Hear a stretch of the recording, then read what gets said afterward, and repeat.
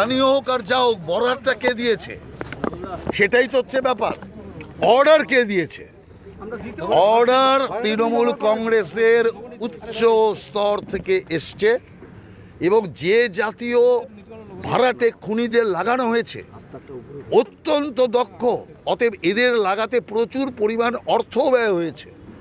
অতএব পরিষ্কার এটা জানা যাচ্ছে যে এর সাথে তৃণমূল কংগ্রেসের হাত, যে সন্দেহ মানুষ করছে। আমরা যদি হত্যার বিনিময়ে হত্যাতে যাই, তাহলে তৃণমূলের বর্বর অসভ্যদের সাথে সভ্য বিজেপির পার্থক্যটা কি করে বোঝা যাবে?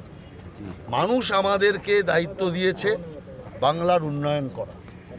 আমরা বাংলাকে সোনার বাংলা করব, এই প্রতিশ্রুতি আমরা দিয়েছি। আমাদের গৃহমন্ত্রী বলেছে এই জাতীয় যারা ঘটনা ঘটাবে তাদের উল্টো করে টানিয়ে দেবে। অতএব উল্টো করে টানানোর কথা যখন বলেছি, তখন উল্টো করেই টানানো হবে, কিন্তু যাই হবে আইন মোতাবেকে হবে। আমরা যদি এখন তৃণমূলের মতো বোম বাঁধার জন্য সব কার্যকর্তাকে রিলিজ করে দিই, তাহলে স্বাভাবিকভাবে পশ্চিমবাংলা সেই কংগ্রেস আমল থেকে যে বোমের বারুদের গন্ধ শুকে এসছে, তাই আমরা মায়ের কোল খালি করাতে চাই।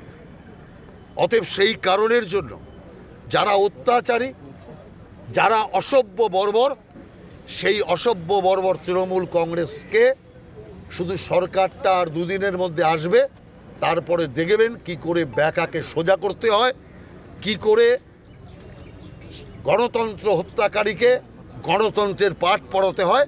যখন পশ্চিমবাংলাতে তৃণমূল কংগ্রেস সাফায়া হয়ে গিয়েছে, ভবানীপুরেও তৃণমূল কংগ্রেসের অস্তিত্ব নেই। হতাশ তৃণমূল কংগ্রেসের নেতা নেত্রী বাচ্চাদের মতো খেলা শুরু করেছে, পদত্যাগ করব না, পদত্যাগ করব না।